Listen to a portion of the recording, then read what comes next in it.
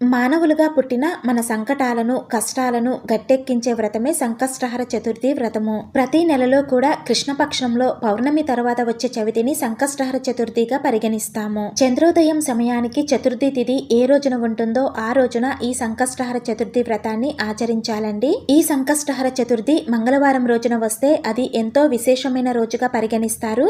ఇలా మంగళవారంతో కలిసి వచ్చిన సంకష్టహర చతుర్థిని అంగారక సంకష్టహర చతుర్థి అంటారు. ఈ 2026వ సంవత్సరం జనవరి 6వ తేదీ మంగళవారంతో కలిసి ఉన్న అంగారక సంకష్టహర చతుర్థి రాబోతుందండి. చతుర్థి తిథి జనవరి 6వ తేదీ మంగళవారం ఉదయం 8:01 నుండి ప్రారంభమయ్యి జనవరి 7 బుధవారం ఉదయం 6:52 వరకు ఉంటుంది. ఈ సంకష్టహర చతుర్థి రోజు వ్రతం ఏ విధంగా ఆచరించాలి, ఉదయం పూజలో ముడుపు ఏ విధంగా కట్టాలి, సాయంత్రం చంద్రునికి అర్ఘ్యం ఇచ్చేంత వరకు పూర్తి పూజా విధానానికి సంబంధించిన వీడియో మన ఛానల్లో షేర్ చేశానండి.